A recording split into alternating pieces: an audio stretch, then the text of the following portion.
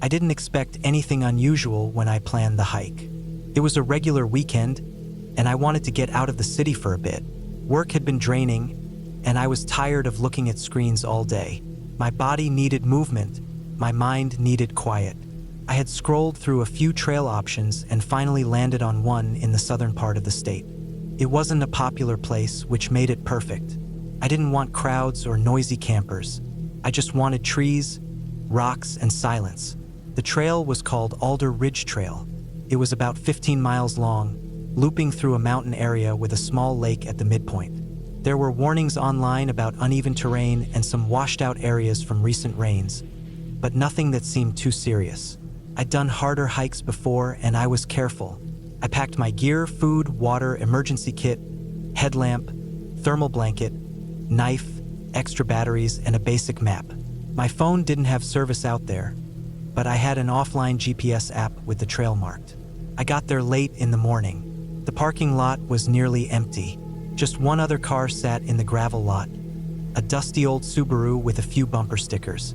I didn't see anyone around. I locked up, threw on my pack, and headed in. The air was cool and dry, with the kind of chill that gets into your sleeves if you stop moving too long. The trees were mostly pine, thick in some areas, thinner in others where sunlight broke through. I liked the way the light moved when the wind blew through the canopy. The first few miles went smooth. There was a steady incline, but nothing too hard. I saw a few old trail markers, faded red paint on rocks, and some nailed into tree trunks. I kept to the path. The ground was soft in spots from the rain, but it wasn't muddy. Occasionally I'd hear birds or the rustling of small animals in the underbrush, but otherwise it was silent. That's the kind of silence I like.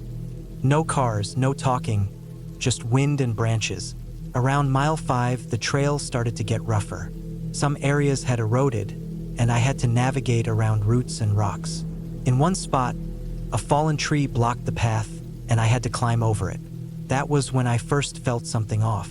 Not fear exactly, but a sort of awareness, like I wasn't alone. I stopped and listened. Nothing, just wind. I kept moving. A little while later, I reached a spot where the trail split. According to the map, both directions looped around and reconnected about 2 miles ahead. One path went higher along the ridge, and the other dipped down into a narrow valley. I chose the ridge. I liked the idea of seeing the lake from above before I got to it. The ridge was narrower than I expected. On one side, a steep slope dropped off into the trees below. I stayed close to the inside edge, watching my step. The wind picked up here, colder and more constant. I zipped up my jacket and kept going. About halfway along the ridge, I came to a rocky section where the path had partially collapsed. I had to step carefully, testing each foot on the loose gravel. I made it across without slipping, but I was sweating by the time I got to solid ground again. I took a break there, sat on a flat rock, pulled out a protein bar and some water. As I sat there, chewing, I noticed something down in the trees, a shape not moving. At first, I thought it was a deer, but it didn't move at all even when the wind blew. Then I thought it might be a stump, but it was too tall.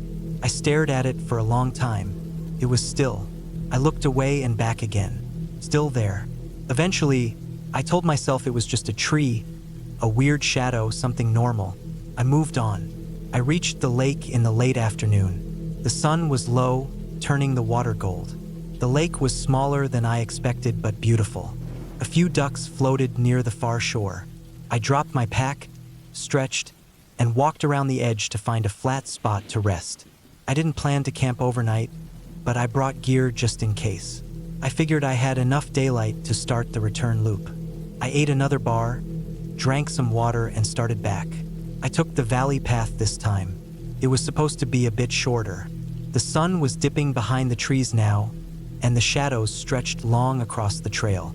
The valley was darker, more closed in than the ridge. Trees leaned over the path, and the underbrush grew thick in spots. I walked quickly, but not carelessly.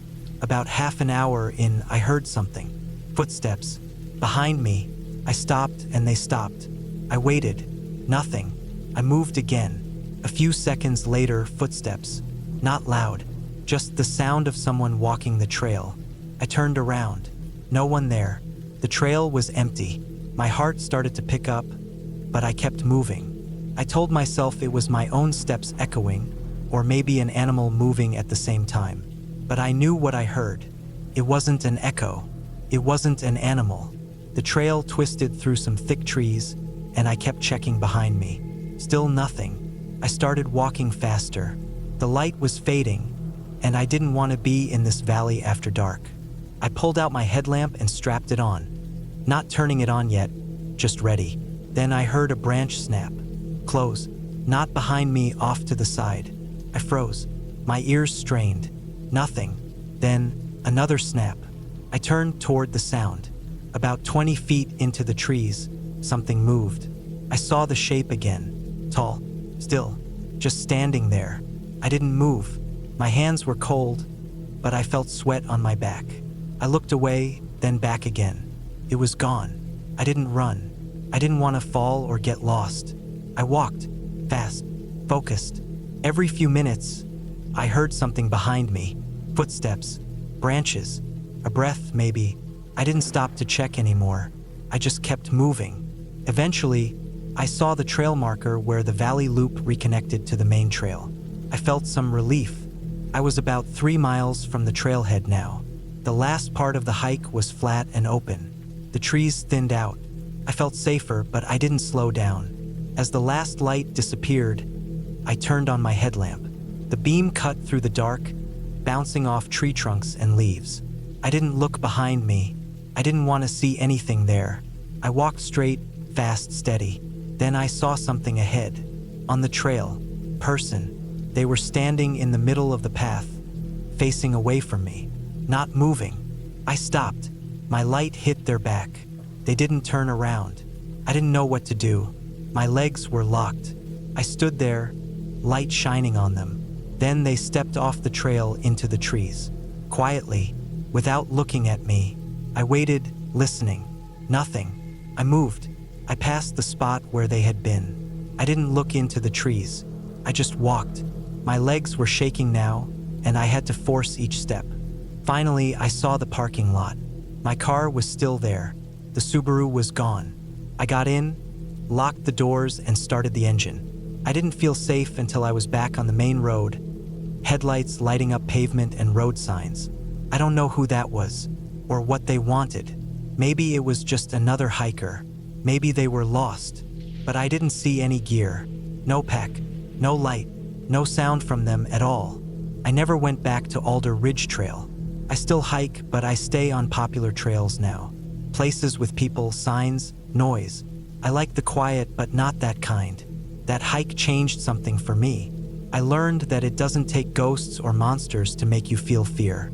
Sometimes just knowing someone is there, watching, following. Someone who says nothing shows nothing. That's enough to make you never want to be alone in the woods again.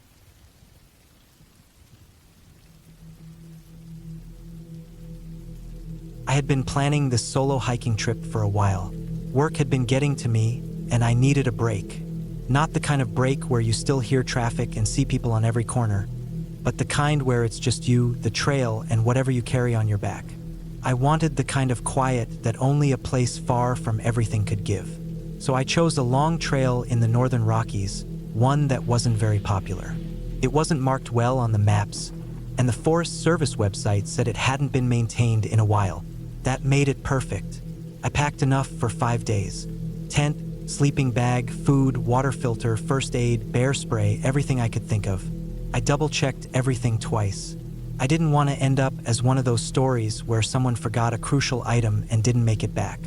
I even left a detailed itinerary with my brother and told him I'd check in when I got back. Cell service wouldn't be an option out there. The trailhead was at the end of a long dirt road. I drove through small towns, then smaller ones, until it was just gas stations and cabins scattered here and there. When I finally got to the trailhead, there was no one else around. Just my car and the thick wall of trees ahead of me. It was already getting late in the day, so I hiked in just a couple miles to make camp. I wanted to get a feel for the area and start early the next morning. That night was quiet. Too quiet. There was no wind, no rustling. Just the occasional cracking twig in the distance. I lay in my sleeping bag listening to my own breathing for what felt like hours before I finally fell asleep. The next few days went fine. The trail was rugged, with sections completely overgrown. I had to check my GPS often to stay on track. I crossed small streams, climbed steep ridges, and saw more wildlife than I had in years. Deer, elk, even a bear in the distance. I gave it space and moved on. I rarely saw signs of other hikers. Just one old fire ring and a tree carved with initials that looked decades old. By the fourth day, I was deeper in than I had ever planned to go. My feet hurt, my back was sore, but I felt good. I was surrounded by nothing but trees and hills and sky. I decided to push a little farther before turning back the next day. That's when I noticed something strange. It started with the trees. I noticed a row of pine trees that had been stripped of their bark in long vertical lines. It wasn't like the usual bear marks. These were higher, longer, and too clean. At first, I thought maybe it was disease or insects, but it was too uniform. Then I saw more. Trees broken at odd angles, not from storms or weight, but snapped cleanly like someone had twisted them. And there were bones. I found a scattering of bones near a small clearing. Not just one or two, but dozens, maybe more. Animal bones, I assumed. No skulls. Just long, dry, sun-bleached pieces. Arranged almost like someone or something had placed them intentionally. I felt my chest tighten. I told myself it was probably just some predator's feeding spot, and I moved on. That night, I camped near a small stream. It was quiet again, but in a different way. Not peaceful, like the whole forest was holding its breath. I didn't build a fire. I didn't cook. I just lay there listening. A few times, I thought I heard something moving through the trees. Not close, but definitely there. I didn't sleep much. The next morning, I packed up quickly and started hiking back. I didn't eat breakfast. I just wanted to get out of there. The trail seemed different on the way back, like it had shifted. I was following my GPS, but it didn't feel right. Landmarks I had passed before weren't there, or they were, but looked different. I found myself stopping often, checking my bearings, trying to make sense of it. Then I found the boot. It was just off the trail, sitting upright like someone had taken it off and left it there. It was old, cracked, with laces missing. I walked over to look at it, thinking maybe it was trash or some forgotten gear. But when I picked it up, I saw the inside was rotted, and there were teeth marks around the ankle. Not animal teeth, smaller, jagged, like someone had tried to chew through it. I dropped it and kept moving. I didn't take breaks. I didn't eat. I just kept putting one foot in front of the other. Hours passed. The sun barely moved. Everything felt wrong. At one point, I heard movement again. Not the distant kind. This was close, just beyond the trees. I froze. My heart was pounding so hard I could hear it in my ears. The movement stopped. I waited, listening. Then I heard it again on the other side. I spun around, bear spray in hand, but saw nothing. Just trees and shadow. I started running. Not a full sprint, but as fast as I could with my pack. Branches slapped my face. My legs ached. I didn't care. I needed to get out. Eventually, I reached a ridgeline I recognized. From there, I could see the valley and the small lake near where I had camped on the first night. Relief washed over me. I was back on track. I made it to that first campsite just before dark. I didn't set up the tent. I just lay on my pad under a tree, too tired and wired to do anything else. I watched the stars until I passed out. The next morning, I practically jogged the last few miles to the trailhead. My car was still there, untouched. I threw my gear in the back and didn't look back once. I didn't stop driving until I hit a real highway. I pulled over at a gas station and sat there, hands on the wheel, for a long time. I was safe, but something was still with me. Not physically, but a feeling, like I had been somewhere I wasn't supposed to go. When I got home, I told my brother I had a good trip. I didn't mention the bones or the boot. I didn't talk about the strange trees or the noises. I just said it was peaceful and I was glad to be back. It's been months now. I still hike, but I stay on the main trails. I don't go deep anymore, not alone. Sometimes I dream about that forest. about the trees stripped of bark, the bones, the shifting trail. I wake up sweating, heart racing. I don't know what I saw out there. Maybe nothing. Maybe my mind playing tricks. But something was wrong with that place. Something was watching. And whatever it was, I'm just glad I made it out.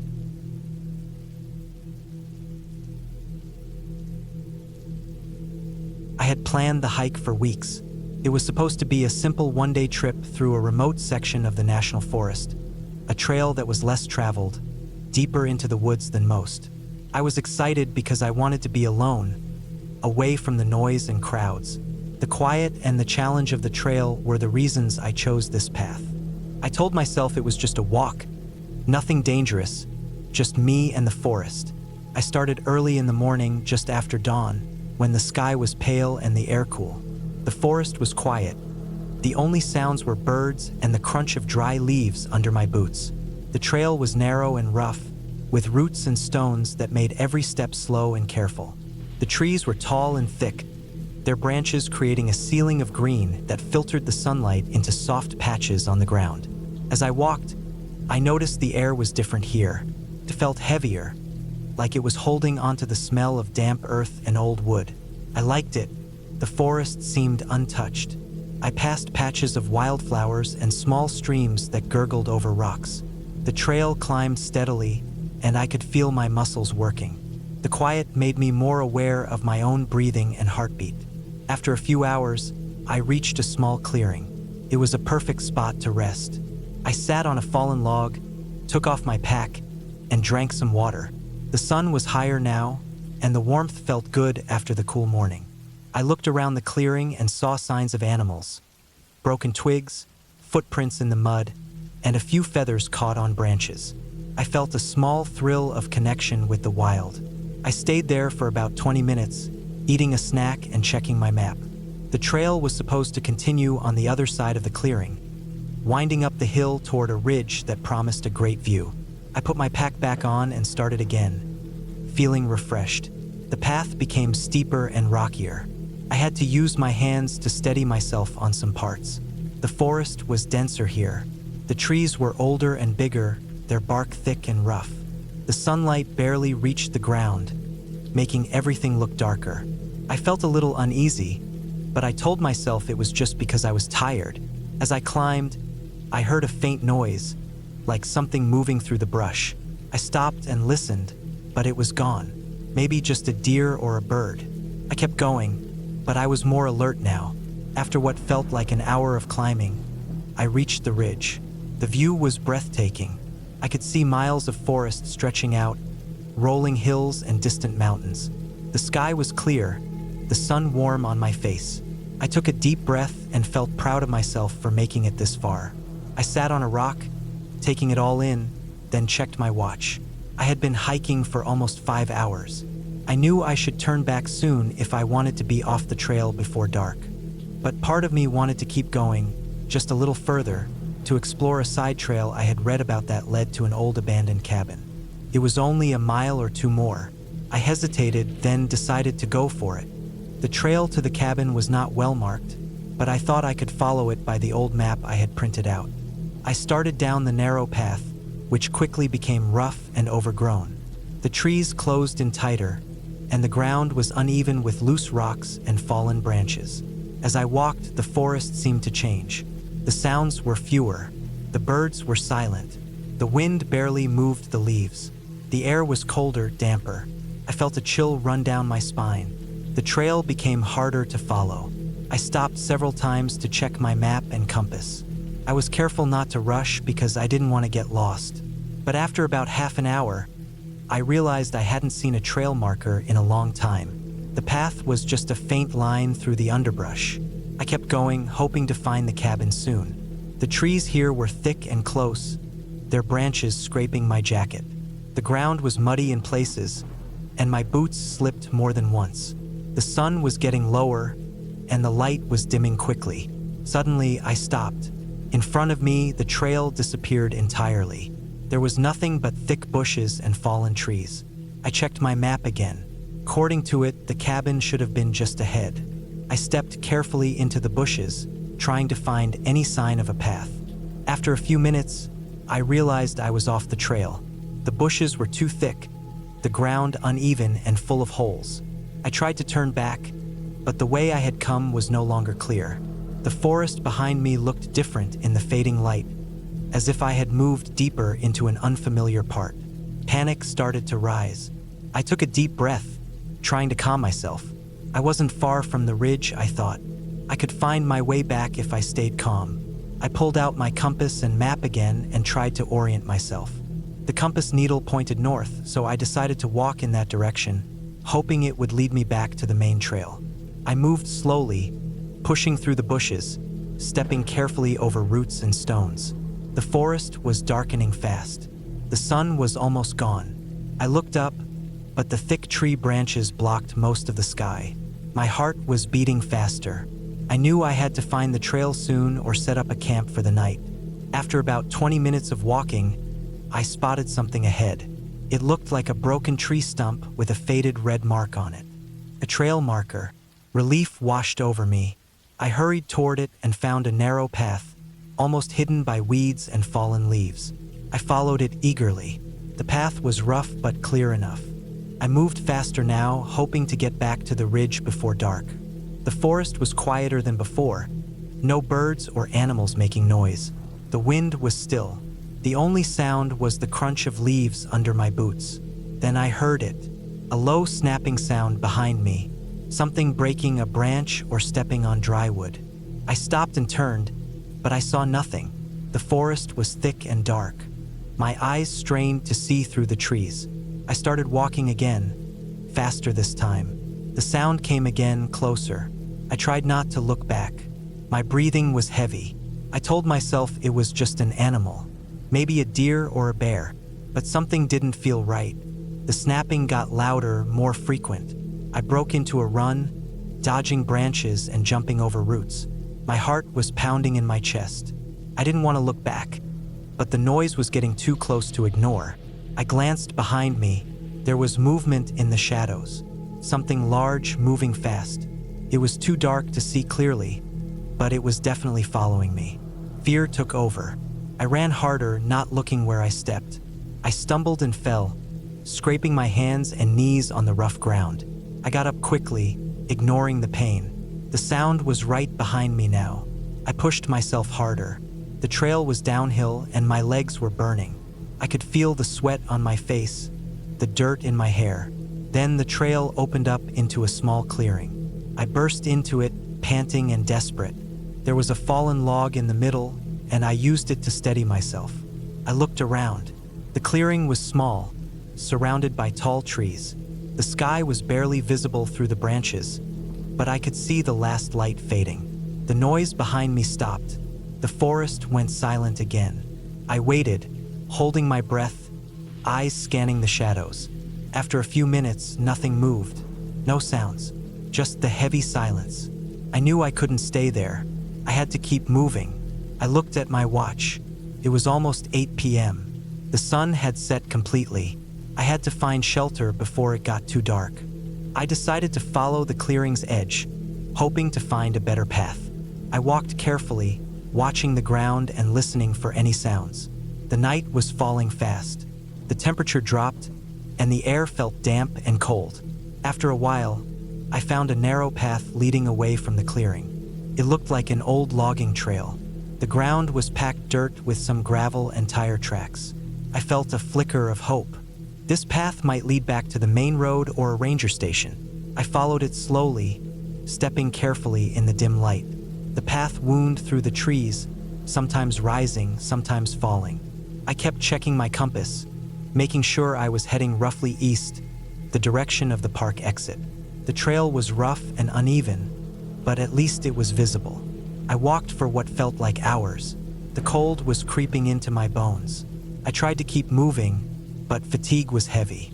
My legs were sore and my feet hurt badly. Suddenly, I saw something ahead, a faint glow through the trees. At first, I thought it was moonlight reflecting on rocks or a stream, but it was steady and brighter than moonlight. As I got closer, I realized it was a small cabin with a light on inside. Relief flooded through me. I walked faster, almost running toward the cabin. It looked abandoned but habitable. The porch light flickered weakly, and smoke rose from the chimney. Someone was there. I stayed at the edge of the trees, unsure what to do. The light was warm and inviting, but I didn't want to disturb anyone if I could avoid it. My phone had no signal, and I didn't have any other way to call for help. I decided to wait by the cabin until morning. If no one came, I had been planning this hiking trip for months. I wanted to get away from the noise of the city, away from the constant rush of work, the endless buzz of phones and people. I needed time alone, just me and the wilderness.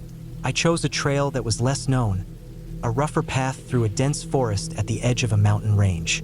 It was supposed to be about 20 miles long, a loop trail that would take 2 full days. I packed carefully, enough food for 3 days, a tent, a sleeping bag, a stove, water purification tablets, a compass, maps, extra clothes, and a flashlight. I even brought my phone, though I knew the area was outside any service range. The morning I started, the air was cold but fresh. The sun was just rising, sending pale light through the trees. I could smell pine needles and damp earth. The first few hours were peaceful. The trail was narrow and rocky in places but clear. I saw birds and squirrels, maybe a deer far off in the distance. The only sounds were the crunch of my boots on dry leaves and twigs and the occasional call of a bird.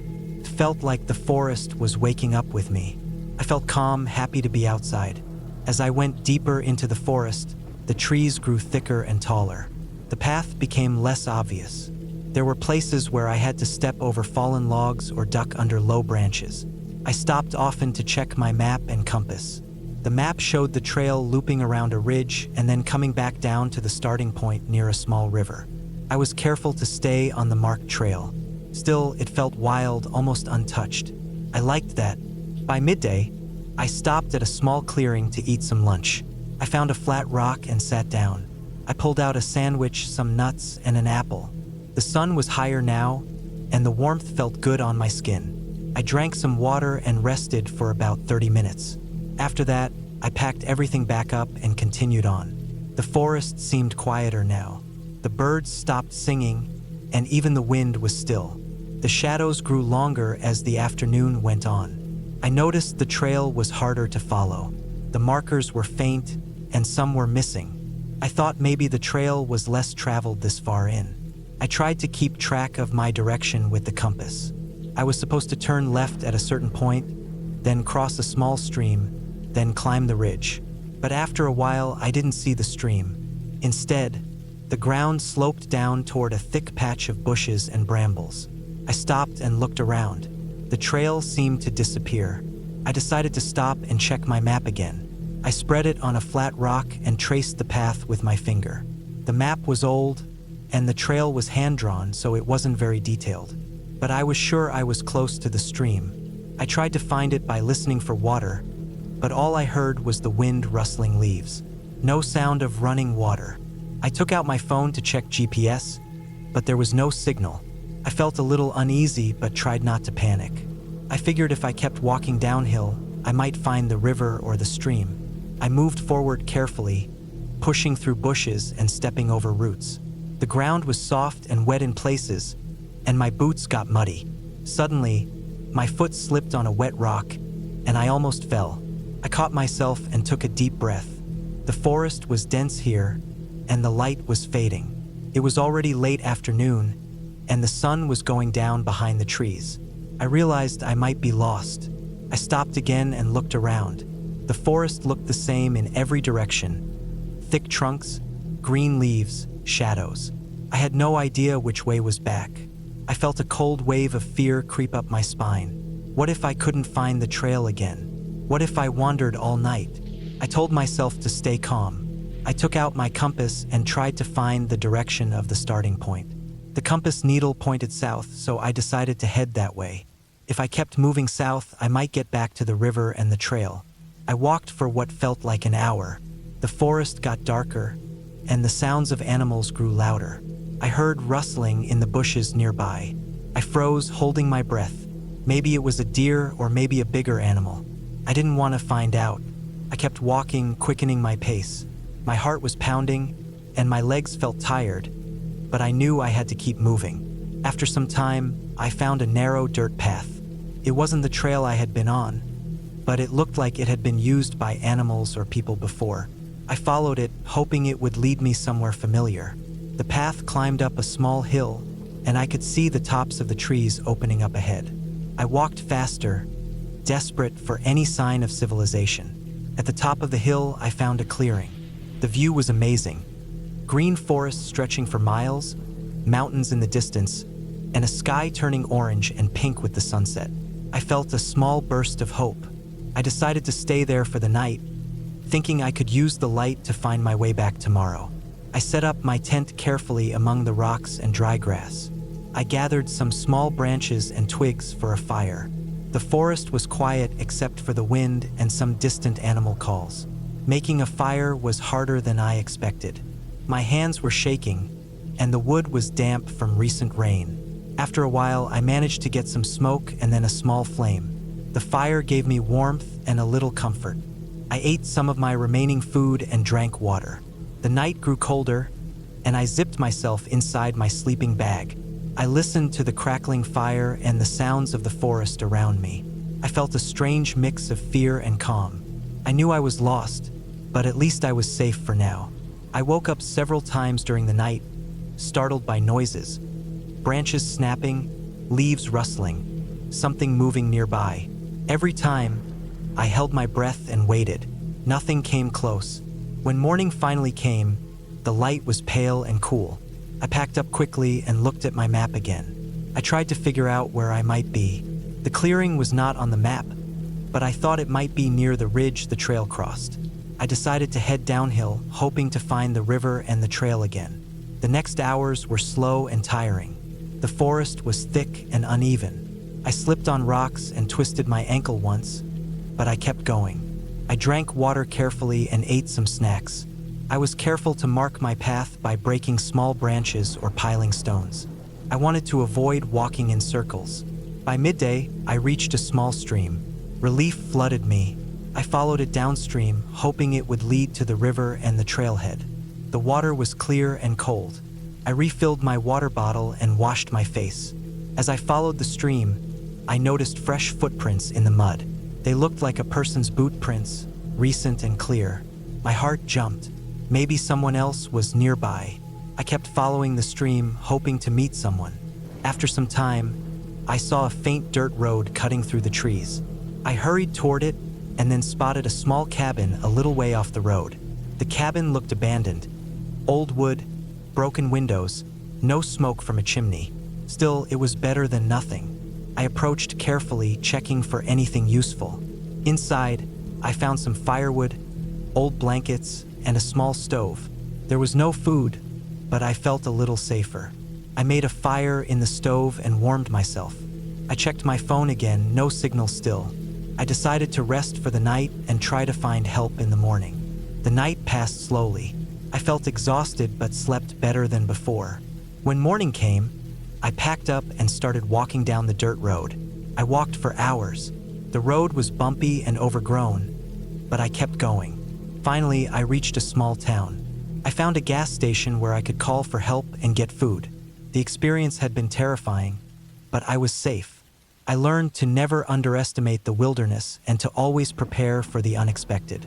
I was grateful to be back in the world of people, of roads and phones and help. The forest had tested me, but I had made it through, and that was what mattered most.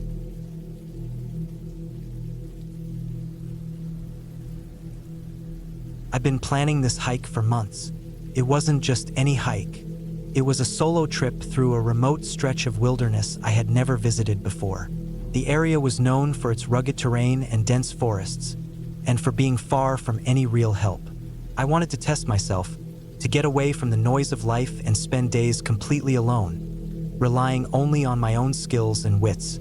The trail was called the Eagle Ridge Loop, a 25-mile route winding through thick woods, steep hills, and rocky ridges.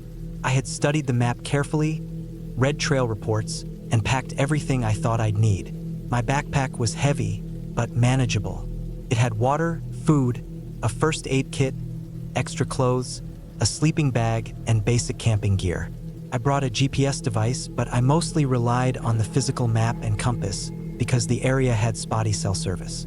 I told a friend where I was going and when to expect me back, which was in 4 days. On the first morning, I started early, just as the sun was rising. The air was cool and fresh, filled with the smell of pine and damp earth. The trailhead was quiet, almost empty except for a few scattered footprints left by early hikers. I felt a thrill stepping onto the dirt path that disappeared into the thick trees ahead. At first, the hike was beautiful and peaceful. Birds sang in the canopy overhead. Small streams crossed the trail here and there, gurgling over smooth stones. The ground was soft from last night's rain, and the leaves glistened with moisture. I stopped several times to admire wildflowers and to take photos with my phone, even though I knew I wouldn't have much signal to post anything. As the day wore on, the trail became harder. The elevation climbed sharply, and I had to scramble over rocks and tree roots. My legs burned, and my breath came in deep, steady gasps. But I kept going, fueled by the sense of accomplishment and solitude. I made camp near a small clearing beside a creek before dusk.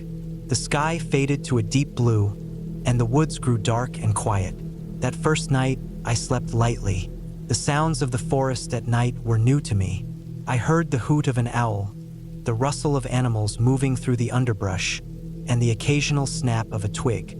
I told myself it was nothing, just the normal life of the woods. But my heart raced when I heard heavy breathing just outside my tent. I unzipped the flap a little and shined my flashlight into the darkness. Nothing was there, just the black shapes of trees and rocks. The next morning, I woke early again, feeling stiff but ready.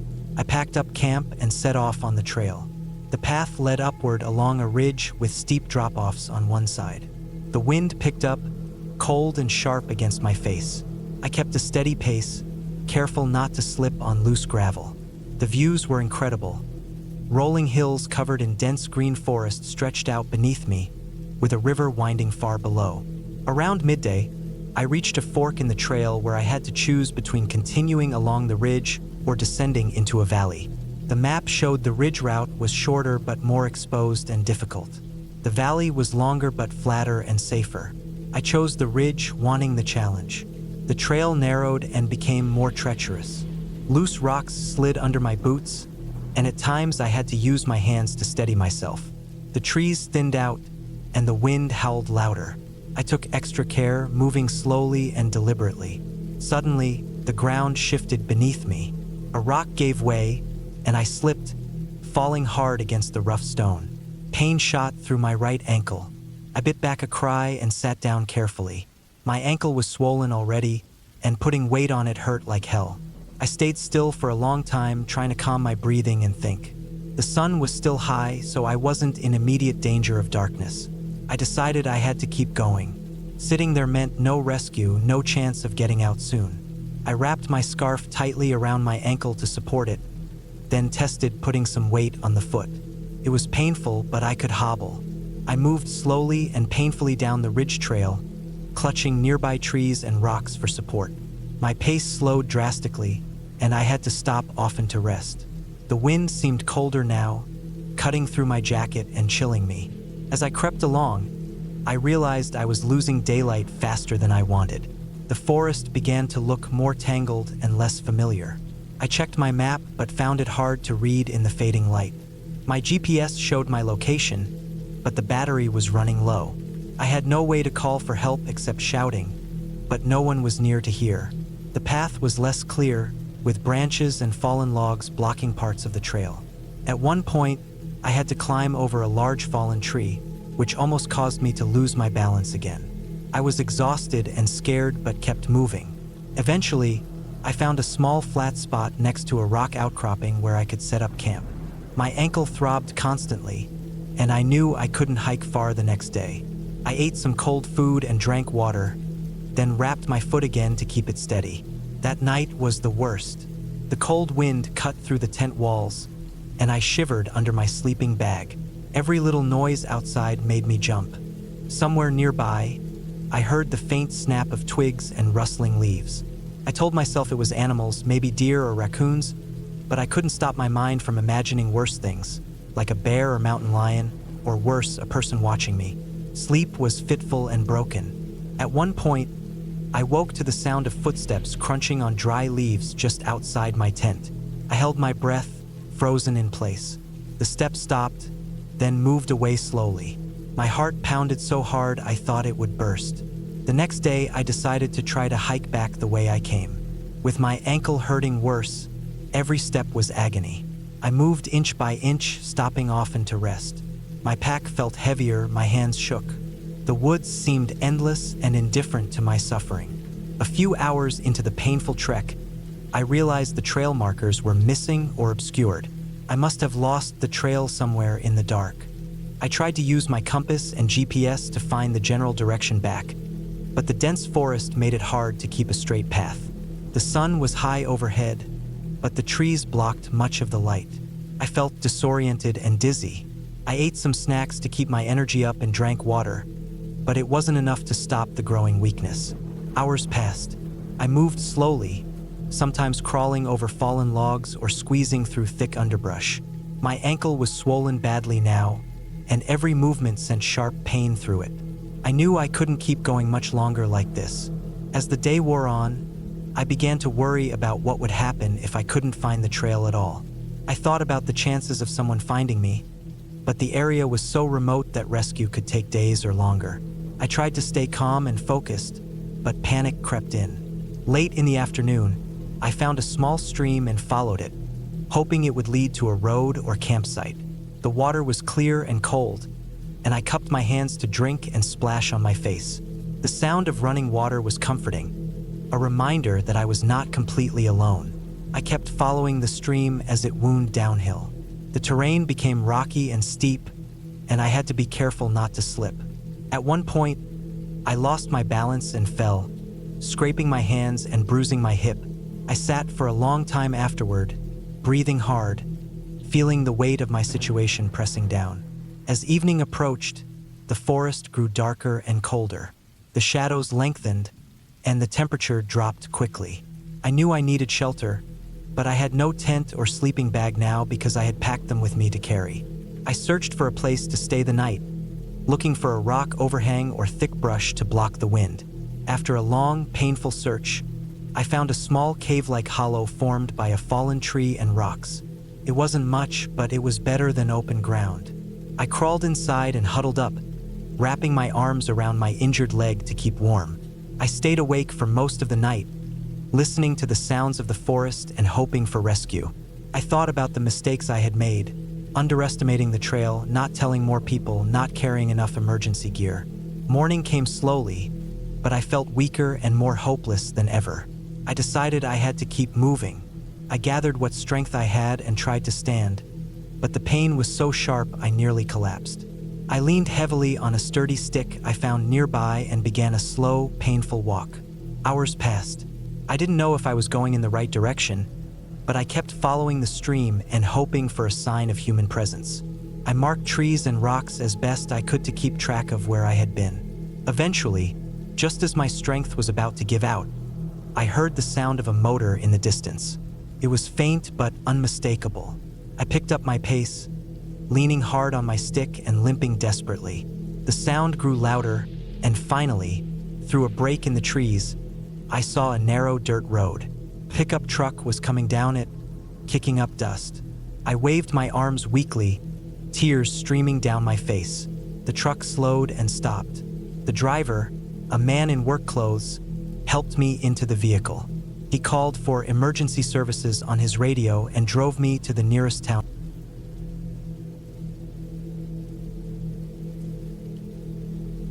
I had planned the hike for weeks. I had spent hours studying maps and reading trail reports to pick a less traveled path deep in the mountains. I wanted to get away from everything.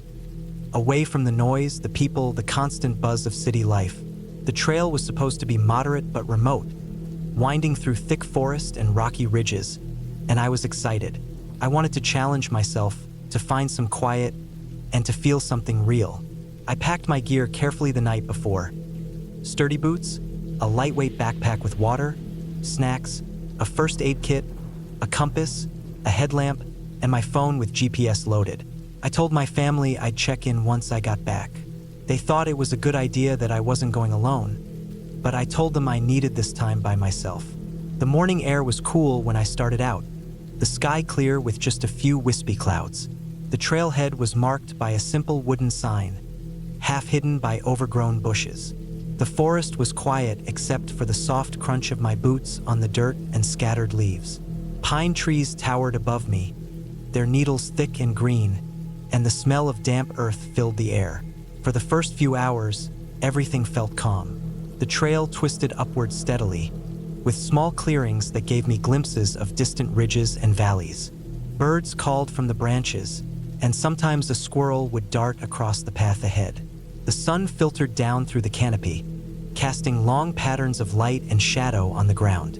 I took my time, stopping to drink water and eat a small snack of trail mix. I checked my map regularly and marked waypoints on my GPS to keep track. I felt good, steady, and alert. Around midday, I reached a small creek where I refilled my bottle with filtered water. The cool water was refreshing after the slow, steady climb. After the creek, the trail got steeper and rockier. Roots and stones jutted out from the earth, and I had to watch my step carefully. My legs were tired but not sore, and the sun was warm on my back. Around this point, I noticed something odd. The trail seemed less maintained. The path was narrower, and there were fallen branches across it. I pushed some aside and kept going. A few hours after that, I found myself in a thicker part of the forest. The trees were closer together, their branches tangled and low. The air smelled damp and a bit musty. It felt darker, even though the sun was still up. I noticed the trail markers, small painted blazes on trees, were less frequent and sometimes hard to spot. I started to slow down, paying closer attention. That's when I heard it. A sound like someone stepping on dry leaves, just off the trail to my left. I stopped immediately and listened. The forest was quiet again. I told myself it was probably an animal, maybe a deer or a raccoon. I had my hiking poles in hand and started walking again, a bit faster. The path curved sharply, and I realized I had missed a marker. I stopped, took out my map, and tried to get my bearings. My GPS was acting strangely, the signal weak and flickering. I had thought I was following the main trail, but now I wasn't so sure. The forest seemed denser here, the underbrush thicker. I pushed through a tangle of bushes and suddenly felt the air grow cooler. The sun was starting to dip behind the mountains. I checked my watch, it was late afternoon. I knew I needed to find a place to camp soon, but the trail was getting harder to follow. I looked around for signs of a clearing or flat ground. After a while, I found a small area surrounded by tall pines. The ground was soft with pine needles and dry leaves. It wasn't perfect, but it would have to do. I set up my tent quickly, shaking off the feeling that I wasn't alone. My heart was beating faster than usual, and I felt like my skin was crawling. I told myself it was just nerves. After dinner, I sat just outside my tent, sipping water and watching the sky change colors as the sun set. The forest grew dark fast, and the sounds of crickets and distant animals filled the air. I felt isolated but calm. I told myself that this was what I had wanted, to be out here, alone.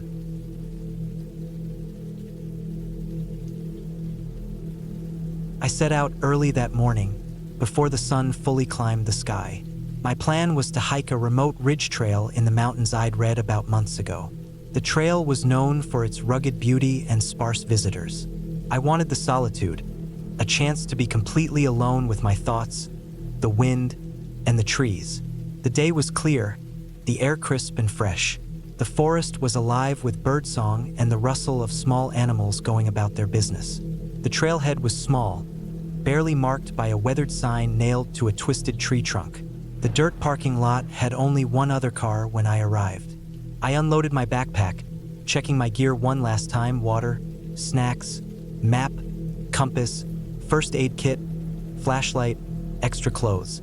I always prepared carefully. Hiking alone meant I had to be ready for anything. The first few miles were easy enough. The path wound upward through tall pines and thick underbrush. The ground was dry and firm. I noticed fresh animal tracks, maybe deer or elk, crossing the trail at times. The scent of pine needles and earth filled the air.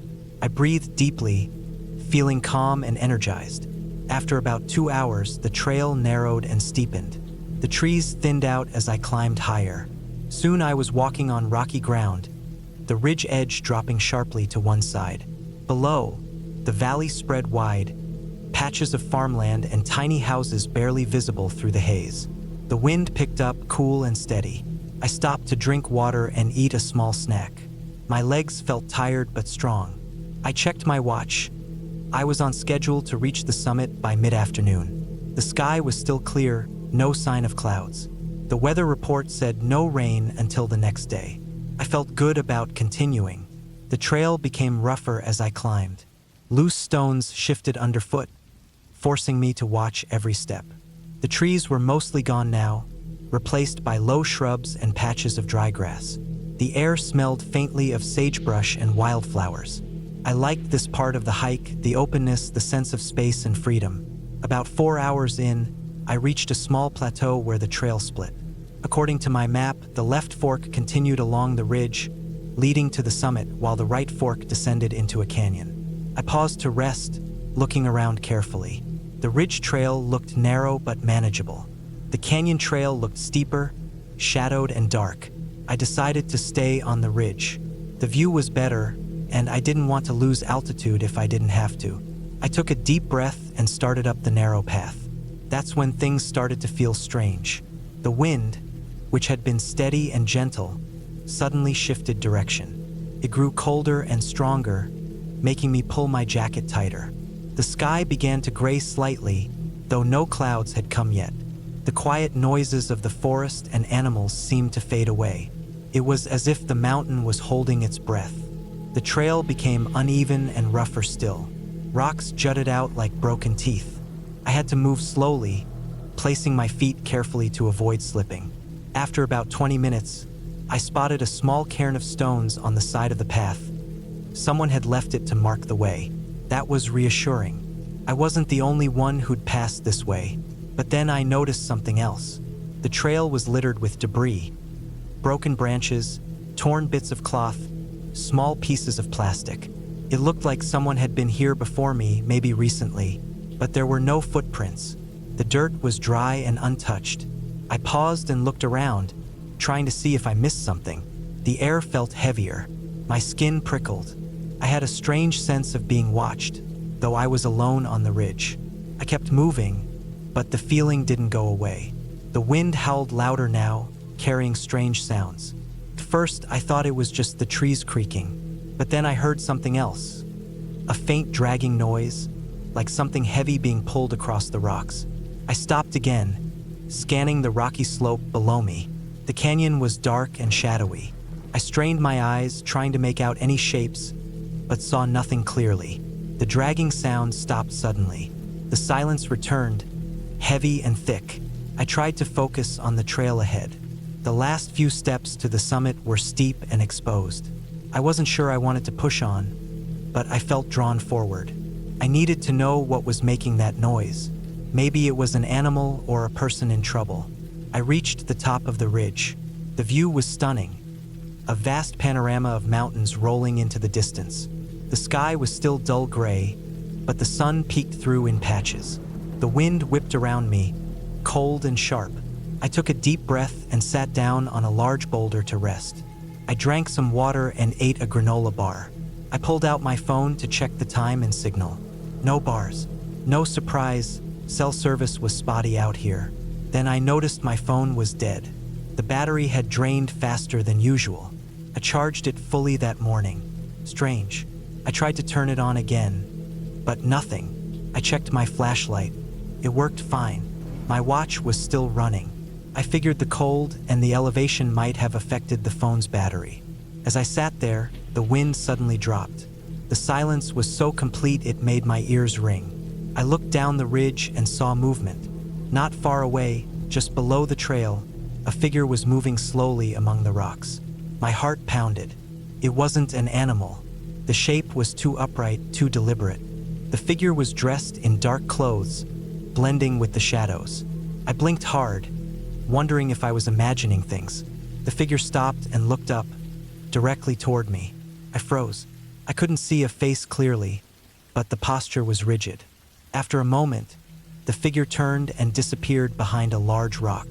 I felt a rush of cold fear. I wasn't prepared for company, especially not someone who seemed to be hiding. I debated what to do. I could stay put, hoping the figure would move on, or I could turn back down the trail. But the path was narrow, and going back meant passing close to where the figure had been. I decided to keep moving forward, slowly and quietly. I didn't want to lose sight of the figure if it appeared again. The trail dipped briefly, then climbed steeply to the summit. The rocks here were loose, and I had to crawl with my hands for extra grip. When I reached the top, I looked around. No sign of the figure. I sat on a flat rock and scanned the horizon. The sky was clearing. The sun was shining brighter now. The air smelled fresh again. I tried to calm my racing heart. I told myself it was probably a hiker like me, maybe lost or scared. The dragging noise might have been an injured person or someone carrying equipment. Still, the feeling of unease lingered.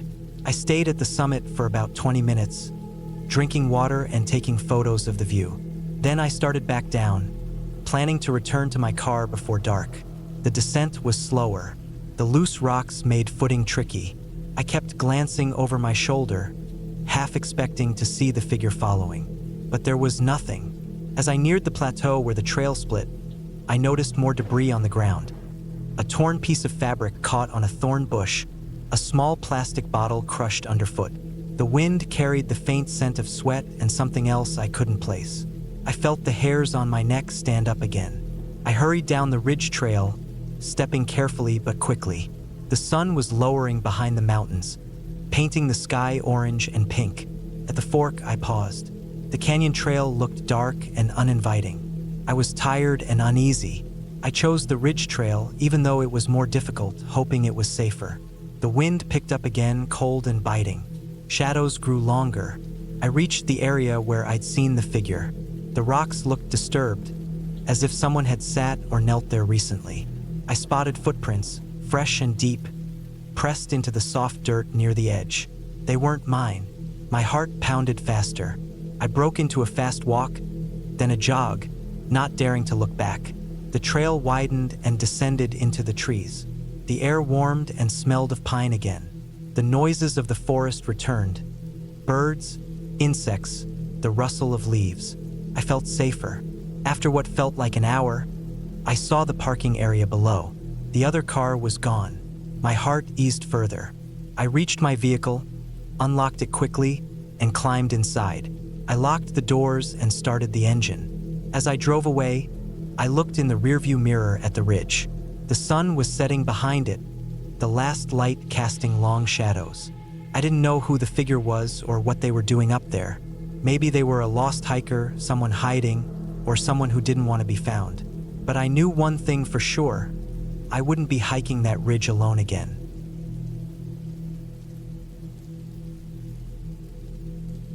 I had always loved hiking alone. It was the quiet moments in nature, the solitude that made me feel alive and peaceful. The world outside felt too noisy, too crowded, and hiking gave me a chance to escape, to breathe, and to be with only the sounds of birds, the rustling wind, and the crunch of my boots on dirt and leaves. This time, I chose a trail I hadn't been on before, one that was known for its beautiful ridge views and dense forest. I thought it would be a perfect day trip, maybe 6 or 7 miles round trip, easy to manage on my own. The morning was crisp but clear. I packed a small backpack with water, some snacks, a first aid kit, a flashlight, a compass, and a map I printed from the Forest Service website. The map wasn't very detailed, but it showed the main trail, a couple of smaller paths, and the ridge area at the top. I had studied it the night before, trying to memorize the turns and landmarks. I left my phone at home on purpose. I wanted to disconnect, to not be tempted to check messages or social media. I told a friend where I was going and roughly when I'd be back, just in case something went wrong. I planned to start early, finish the hike by mid-afternoon, and be back in time for dinner.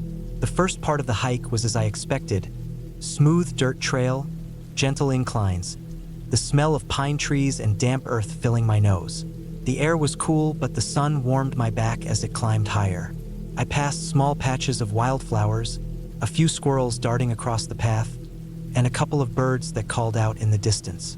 The trail was well marked with orange blazes on the trees.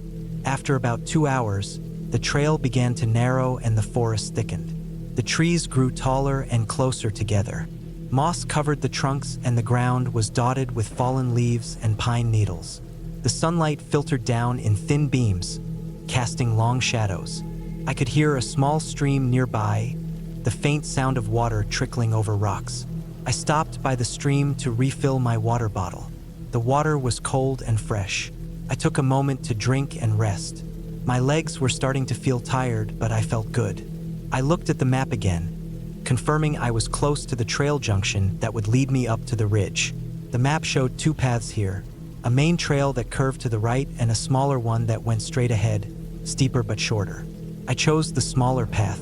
From here, the trail became rocky and uneven. Roots snaked across the ground, making each step careful and deliberate. The incline grew steeper. My breathing quickened, but I enjoyed the challenge. The forest seemed quieter here, the wind barely stirring the leaves. I kept moving upward, following the faint markings on the trees. After another hour, I reached the ridge. The trees thinned out, and the landscape opened up to a stunning view. Rolling hills stretched out for miles, the sunlight casting golden hues on the distant valleys. I sat down on a large rock, took out my snack, and rested. The wind was stronger up here, cool and sharp. I breathed deeply, savoring the silence and the vastness. It was around midday when I decided to head back. I wanted to take the main trail down, which was longer but gentler. The map showed it looping back to the parking area. I packed up and started down the ridge. The trail wound along the edge, narrow and sometimes slippery with loose gravel. I kept my eyes on the ground and the trail markers, careful not to slip. The forest thickened again as I descended. I passed a few small clearings where wild berries grew. I didn't stop, knowing I had plenty of food back in the car. After about 30 minutes, the trail forked. According to my memory and the map, the main trail curved sharply to the left, following the hillside down. The other path was smaller and less defined, heading straight into the thickest part of the forest. I took the left path. At first, the trail seemed normal. The dirt was packed and I saw some footprints, probably from earlier hikers. But after about 15 minutes, the trail became less clear. The path narrowed, and some branches and bushes brushed against my legs. The markers were harder to find. I stopped to check the map and compass. That's when I noticed something strange. The compass needle wasn't steady. It wavered back and forth, sometimes pointing northeast, then shifting to northwest.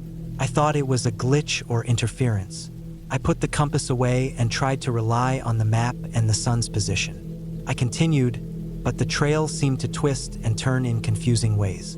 I began to doubt whether I had taken the correct fork at the trail junction. The trees around me were dense, making it hard to see far ahead. Shadows grew longer as the afternoon wore on. Suddenly, the trail disappeared altogether. I stopped, looking around. The ground was covered with fallen leaves and small branches. No sign of a worn path. I checked the map again, but without clear landmarks, it was hard to tell where I was. My heart started to beat faster. I wasn't scared exactly, but I felt a growing unease. I tried to backtrack, but soon realized I couldn't find the trail I came from. Every direction looked the same. Tall trees, thick brush, fallen logs. The forest swallowed up all signs of the path. I sat down on a log to calm myself and think. I drank some water and tried to remember the last clear marker I saw. I decided to stay put for a while and look for signs. A broken branch, a footprint, or a marking on a tree. Hours passed. The sun lowered behind the hills, the light dimming. The forest became colder and shadows deeper. I realized I was lost. I didn't panic, but I knew I had to act carefully. I took out my flashlight, turned it on, and started looking for a safe place to camp for the night. The forest floor was uneven, filled with roots and rocks. I found a small clearing near a cluster of pines, where the ground was softer with pine needles. I built a small fire with dry twigs and branches I collected nearby. The fire crackled, giving me warmth and light. I ate some snacks and drank water, trying to stay calm. I knew I couldn't waste energy wandering in the dark. I decided to wait for daylight to try again to find my way. Sleep didn't come easily. Every crack of a twig, every rustle of leaves made me tense. I stayed close to the fire, listening for sounds, animals, wind, or footsteps. The forest was alive with noise, but nothing I could clearly identify. The next morning, I packed up my small camp and started moving carefully. I used my compass again, but it still acted weird, swinging erratically. I had to rely on the sun's position and the map. I walked slowly, marking trees with a small knife to leave signs for myself. I tried to find higher ground, hoping to get a better view. After a couple of hours, I climbed a small hill. From the top, I saw the ridge where I had been the day before, faint but visible through the trees. I felt a surge of hope. I headed toward the ridge, keeping it in sight. It took several hours, but I made it back to the familiar trail. I recognized the orange blazes on the trees and the sound of the stream. From there, I followed the main trail back down. My legs were sore and my feet blistered, but the relief of being on the right path was overwhelming. I took my time, careful not to rush or slip. By late afternoon, I finally reached the parking area. The car was exactly where I left it. I sat inside, exhausted and grateful. I drank some water and called my friend to let them know I was safe. Looking back, I think what scared me most was not being lost in the forest itself, but the feeling of being completely cut off. No phone signal, no clear trail, no landmarks to guide me. It was a reminder that even familiar places can turn dangerous if you aren't prepared or if things go wrong. Since then, I never hike without a reliable GPS device, extra batteries, and a detailed map. I always leave my itinerary with someone I trust, and I pay much more attention to the trail markings, the weather, and my own limits. The forest is beautiful and peaceful, but it demands respect and caution. That day, I learned that lesson the hard way, and I am glad I made it back to safety with only my story to tell.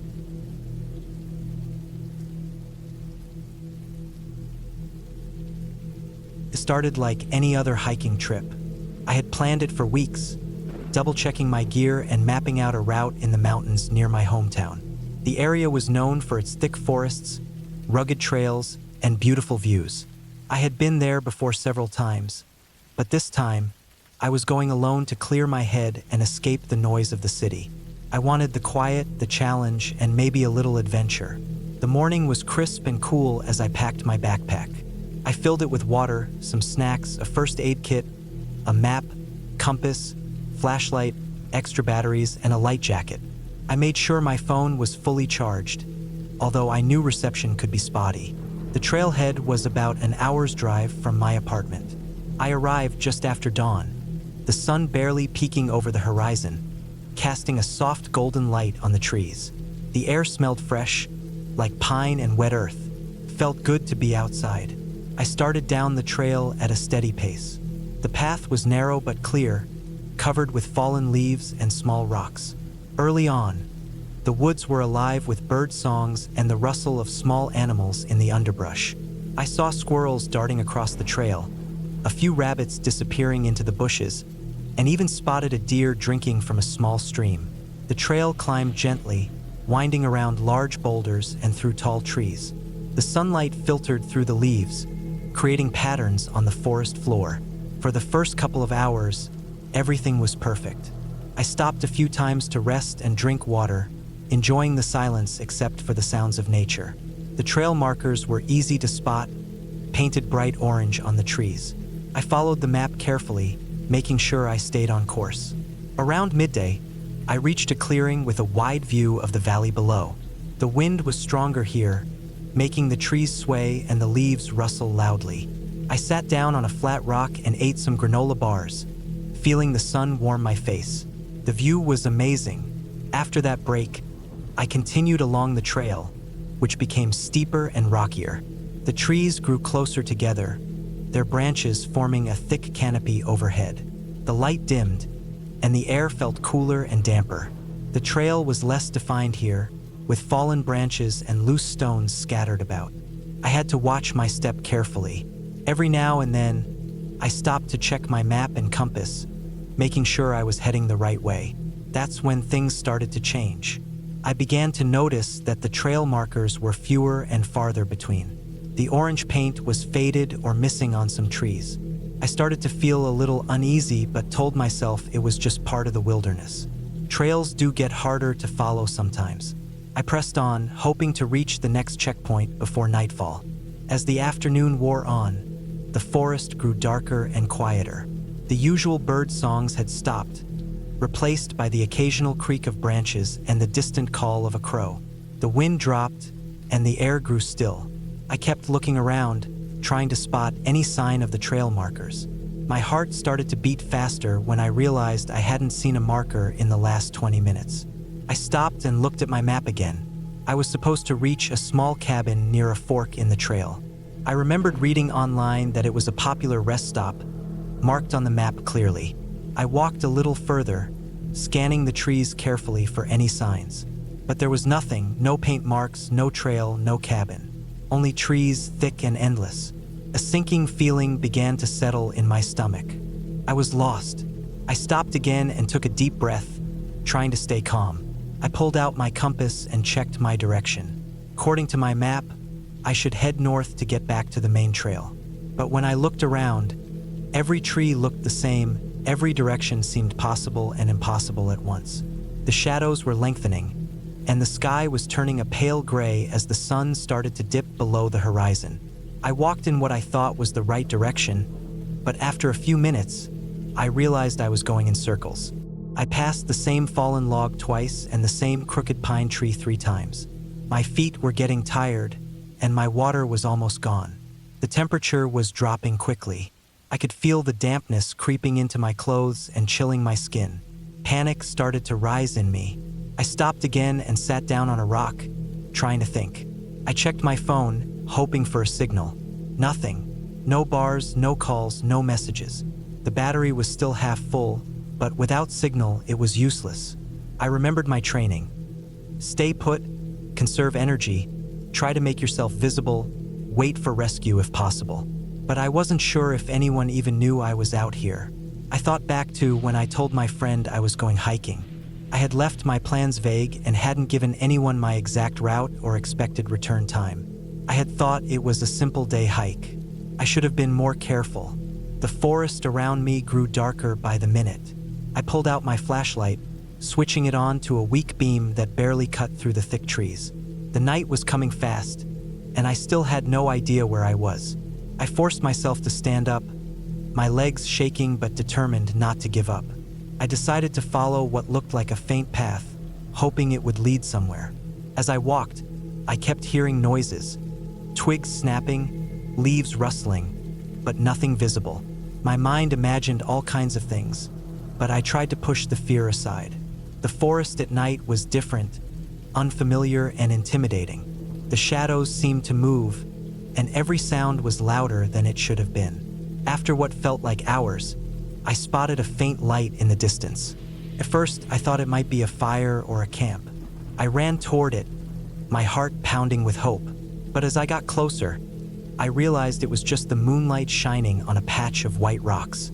I felt foolish but also more desperate. My phone's battery was running low. I sat down again and tried to call emergency services, but no signal.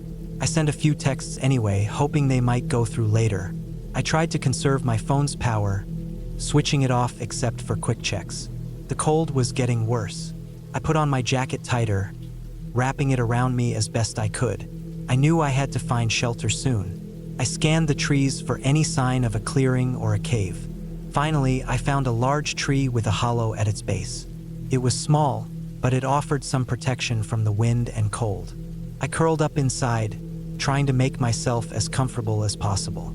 The night dragged on slowly. I heard animals moving nearby, probably searching for food. I stayed still, not wanting to attract attention. My mind raced with worries. Would I freeze to death? Would I be found? Was this how it was going to end? Just before dawn, I heard a faint sound, like footsteps on dry leaves. My heart jumped. I grabbed my flashlight and shone it toward the sound. At first, I saw nothing, but then a figure emerged between the trees. It was a man wearing hiking gear and carrying a flashlight. I called out quietly, relieved and scared at the same time. He moved closer and shone his light on me. "Are you okay?"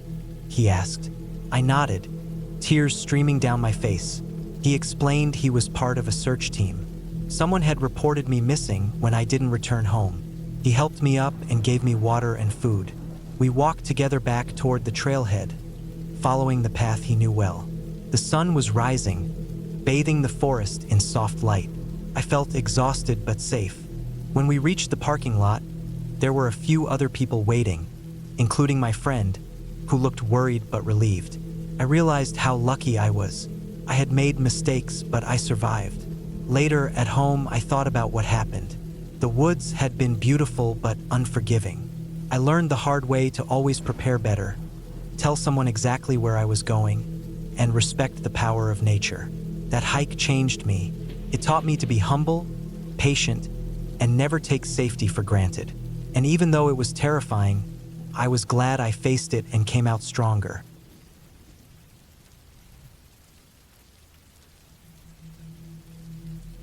I had planned this hike for months. I wanted to go somewhere new, somewhere less crowded, and deep into the forest where not many people went. I had read about this trail in an old hiking guidebook, tucked away in a remote national forest. The trail was said to be challenging but rewarding, with beautiful views and untouched nature. It was about 30 miles long and would take me 3 days to complete. I was ready for it. I packed carefully. I brought my usual gear: a sturdy backpack, a tent, a sleeping bag, extra clothes, food for 3 days, a water filter, a first aid kit, a map, and a compass. I also carried my phone and a small portable charger, though I knew reception would be spotty or non-existent out there. I made sure to bring plenty of water and some trail mix, canned beans, and energy bars. I left my car at a small parking area near the trailhead and double-checked everything before setting off. The morning air was crisp and cool as I stepped onto the dirt path. The forest around me was thick with tall pine and fir trees. The sunlight barely broke through the dense canopy, casting long shadows on the ground. The smell of pine needles, damp earth, and moss filled the air. It was peaceful. The only sounds were the soft crunch of my boots on the dry leaves and the occasional bird call. First, the hike was easy. The path was well marked and I followed it without trouble.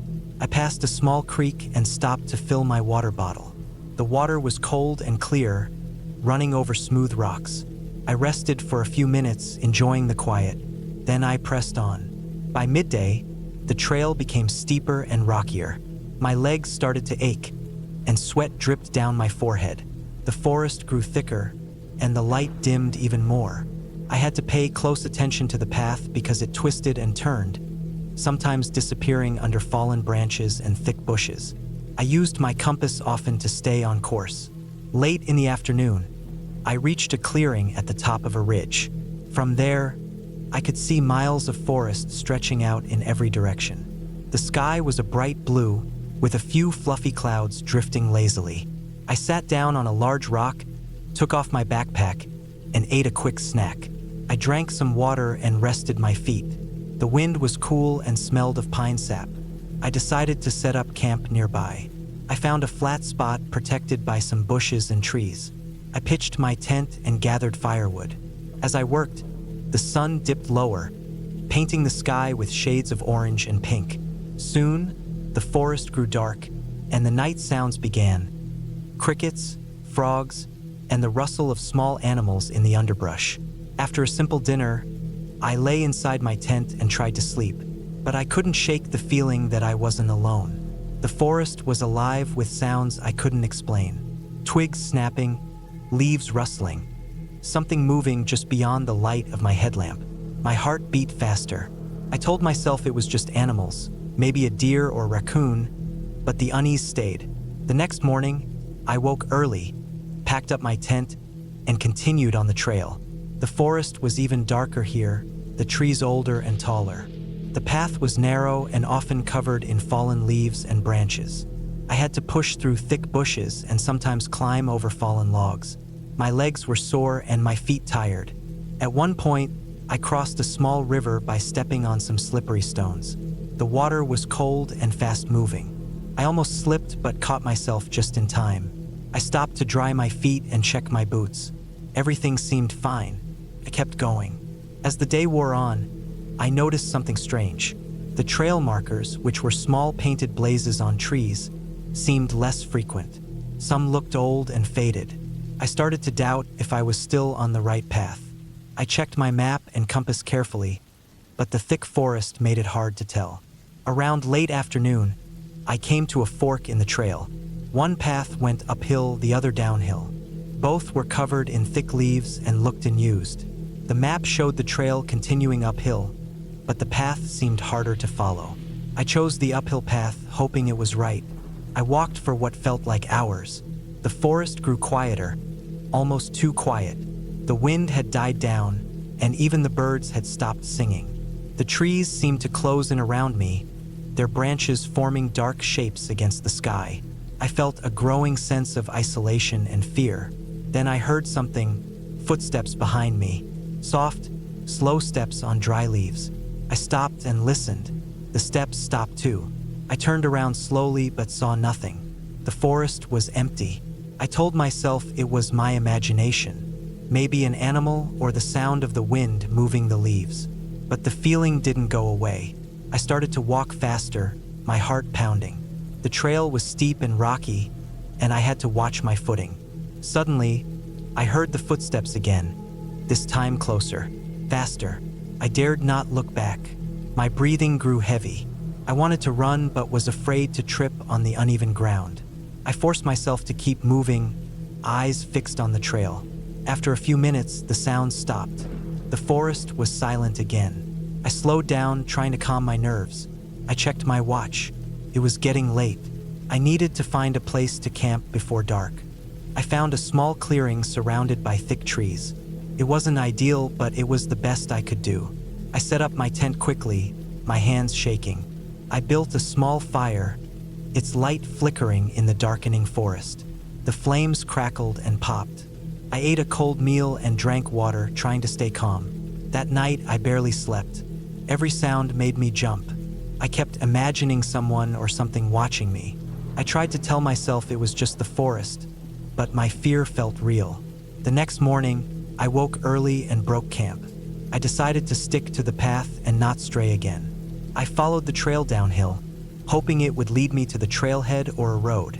The forest was dense, and the path hard to follow. I used my compass often. Hours passed. I was tired, hungry, and thirsty. My food was almost gone. I had only a little water left. The sun was high, but the forest blocked most of its light. I felt lost. Then I saw it, a small abandoned cabin. It was old and falling apart, with a sagging roof and boarded windows. The door hung open on rusty hinges. I hesitated but decided to check inside, hoping to find water or supplies. Inside, the cabin smelled of damp wood and mold. There was a small fireplace with cold ashes, a broken table, and a few old chairs. I found a rusty tin can with some stale crackers inside. Not much, but better than nothing. As I rested, I heard footsteps outside again. This time, they were closer. I looked through a cracked window but saw nothing. My heart pounded. I felt trapped and alone. I decided to leave quickly. I packed what little I could carry and left the cabin. I started walking toward what I hoped was the direction of the trailhead. The forest grew darker and thicker. The path vanished completely. I had to navigate by compass and instinct. Every step was slow and careful. I was afraid to fall or hurt myself. The sun began to set. As darkness fell, I realized I was truly lost. I stopped and sat on a fallen log. I felt cold, hungry, and scared. I thought about the people who had gone missing in this forest years ago, stories I had read but never believed. Now I understood the fear. I decided to climb a tall tree to get a better view. I found a sturdy pine and climbed carefully. From the top, I could see a faint light in the distance, maybe a campfire or a house. I marked the direction and climbed down. I walked toward the light as fast as I could, stumbling over roots and rocks. After what felt like hours, I finally reached a dirt road. Relief flooded through me. I followed the road until I found a ranger station. The ranger was surprised to see me. He said I had been reported missing for a day and that search parties had been looking for me.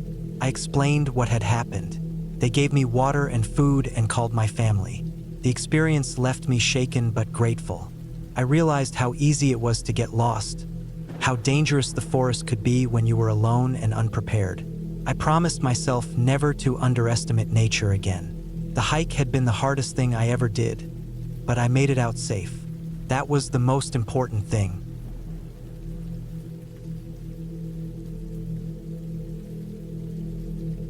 I never thought a simple hike could turn into one of the worst experiences of my life. I used to love hiking. It was the kind of thing that made me feel free and connected to nature. No stress, no phones, no people, just me and the trail. But after that day, I couldn't look at the woods the same way again. It all started on a Saturday morning. The sky was bright blue, not a cloud in sight. I had planned this hike for weeks. The trail I chose was called Long Trail, a lesser-known path through a forest reserve about 2 hours from my house. The plan was simple. Start early, hike about 12 miles, camp overnight, and head back the next day. I packed my usual gear: a small tent, sleeping bag, some canned food, water bottles, a first aid kit, map, compass, flashlight, and my trusty multi-tool. I left my phone on low battery mode, but honestly, I didn't expect to use it. This was supposed to be a break from everything. The first few miles went smoothly. The trail wound through tall pine trees, their needles thick on the ground, softening my footsteps. The air smelled fresh, the kind of clean scent that feels like a reset button. Birds chirped, small animals rustled in the bushes. The trail wasn't crowded. In fact, I only saw one other hiker early on, a man in his 50s who smiled and nodded as we passed. After that, I was alone. The terrain was uneven but manageable. There were small creeks, some rocky patches, and gentle hills. I enjoyed the solitude. I took my time, stopping occasionally to take pictures or drink water. Around midday, the sun was high, making the shadows of the trees sharp and dark on the forest floor. The temperature climbed, but the canopy kept me cool. I found a clearing by a small stream and sat down for lunch. The sound of the water was soothing, and I refilled my bottles. I checked my map and compass to make sure I was on the right path. Everything looked good. The trail continued north, deeper into the woods. After lunch, the forest became denser. The trees were closer together, their branches tangled, blocking more sunlight. The ground was softer here, covered with leaves and moss. I noticed the trail markers were less frequent. That's when I started paying more attention. At some point, I passed a fallen log covered in moss. The air felt heavier, and the silence was different. Less peaceful, more still. No birds, no insects, just quiet. I kept walking, trying not to think too much about it. I reached a fork in the trail. My map showed the trail splitting here, one path leading west to a small cabin that was supposed to be abandoned but sometimes used by park rangers, and the other path continuing north to the camping area. I wanted to camp near the cabin, so I took the western path. The path grew narrower and rougher. Branches scraped my arms, and the ground was uneven with roots sticking up everywhere. I stumbled a few times but kept going. The sun was lower now, filtered through the thick trees, casting long shadows. After about 40 minutes, I reached a small clearing. The cabin was there, just like on the map. It was a wooden structure, old and weathered, with broken windows and a sagging roof. The door was hanging off one hinge. I didn't expect it to be locked. I set my pack down and looked around. There was an old fire pit nearby, surrounded by stones and some burnt logs. I gathered some dry wood and started a small fire. The warmth felt good as the temperature dropped quickly once the sun disappeared behind the trees. I cooked a simple meal over the flames and drank some water. I didn't bother setting up my tent inside the cabin because it looked too unstable, and the floorboards were rotten. Instead, I pitched the tent near the fire. As night fell, the forest became darker, denser. The sounds changed. Instead of birds, I heard owls hooting far away and the occasional snap of a twig. I double-checked my gear, made sure my flashlight had fresh batteries, and settled in to rest. Then, I started hearing noises. At first, I thought it was animals, a deer or raccoon maybe. The sounds were soft, rustling near the edge of the clearing. I tried to ignore it, telling myself it was normal. But the noises got closer, more deliberate. Something was moving just out of sight, behind the trees. I grabbed my flashlight and shone the beam into the darkness, but I saw nothing. My heart rate quickened. I told myself to calm down. Maybe a curious animal was just checking me out. I turned off the flashlight and sat back down by the fire. Then came the footsteps. Heavy, slow steps on dry leaves. They circled the clearing, stopping occasionally. I held my breath, listening. The hair on the back of my neck stood up. I didn't want to leave the firelight, but the footsteps made me too nervous to stay still. After what felt like an eternity, the sounds faded. I stayed awake the rest of the night, sitting by the fire, clutching my multi-tool like a weapon. I didn't hear anything else until dawn. When morning came, I felt exhausted but relieved. I packed up quickly, eager to get out of there. I took the path north this time, back toward the main trail. But the trail seemed different. The markers were missing, the path barely visible under fallen leaves and broken branches. I checked my map, but I wasn't sure where I was. Panic started to rise. I had planned a 12-mile hike, but now I couldn't tell if I was still on the trail. I walked carefully, trying to retrace my steps. Every turn looked the same. The forest was thick and silent. I tried calling out, but no one answered. My phone had no signal. I checked my compass again. According to it, I should keep walking north. Hours passed. The sun moved across the sky, and I realized I hadn't seen any signs of other people or animals all morning. My water was running low. I ate some granola bars but felt weak. My legs ached, and my feet were sore from walking on rough ground. As afternoon came, shadows grew longer, and the forest got cooler. I knew I needed to find a way out before nightfall. I tried to stay calm, using the compass and map, but the trail was elusive. The dense trees blocked my view. It felt like I was walking in circles. Then I heard something, voices, faint and distant. I stopped and listened carefully. It sounded like a group of people, maybe hikers or campers. Hope surged through me. I moved toward the sound, pushing through the underbrush. After 20 minutes, I broke through the trees and saw a dirt road. On the other side, there was a small ranger station with a few parked trucks. I called out, and a man came running toward me. He looked surprised to see me but helped me sit down and gave me water.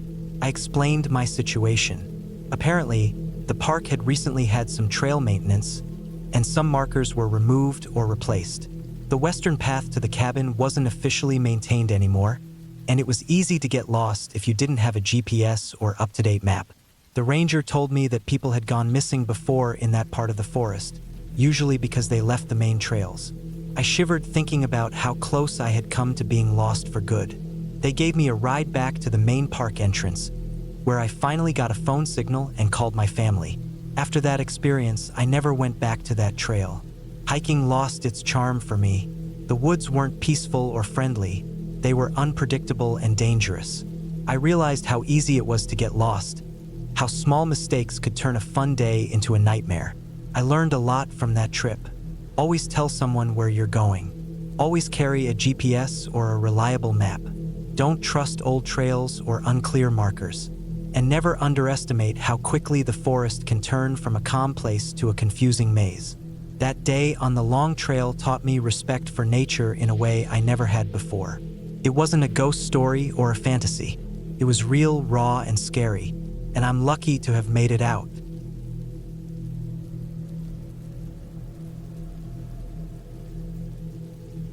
I decided to go on a solo hiking trip in early October. The air was just starting to get cold, and most of the leaves in the higher elevations had already turned orange and red.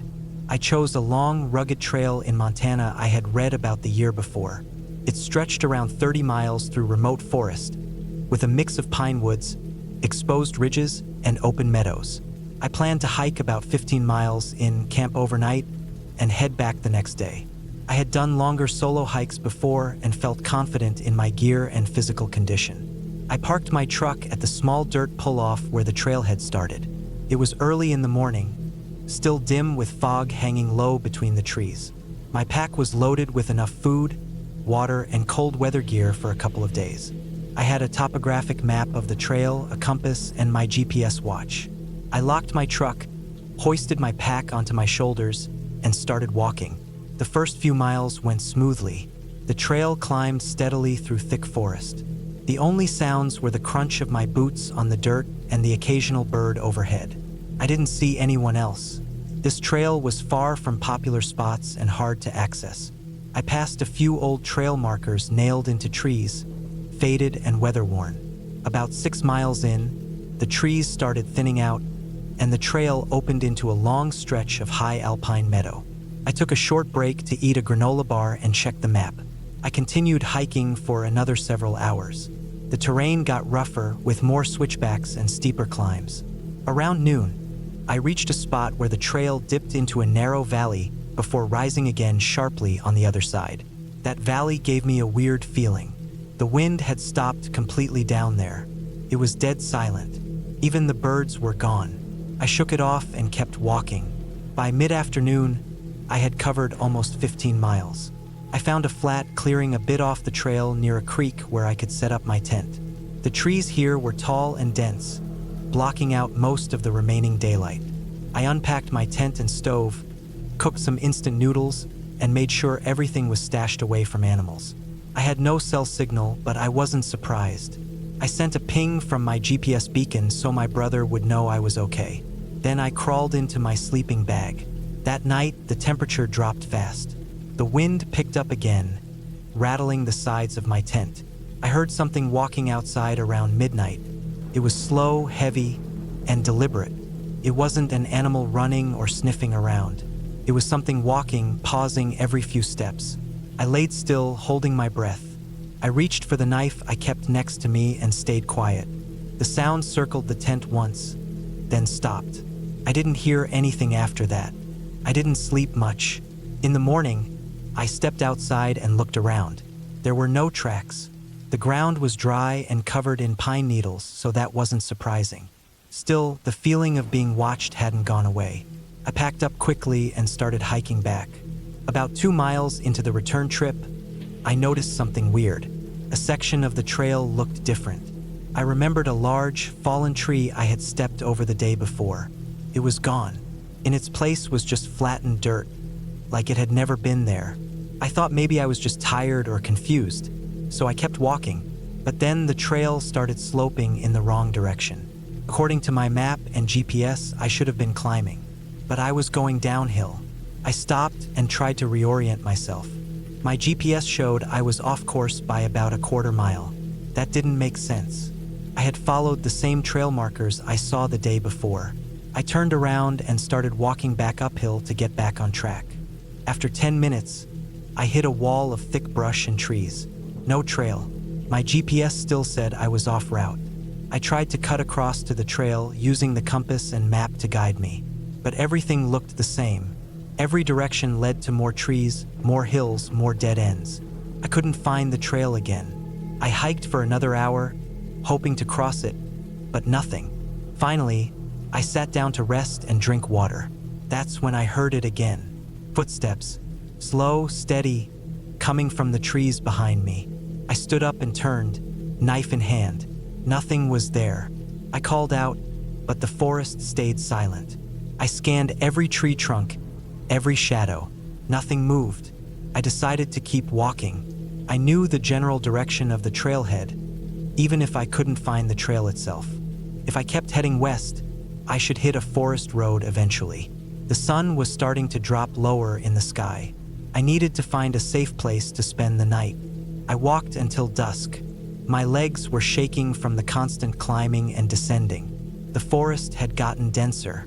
I hadn't seen any wildlife since that morning, not even birds.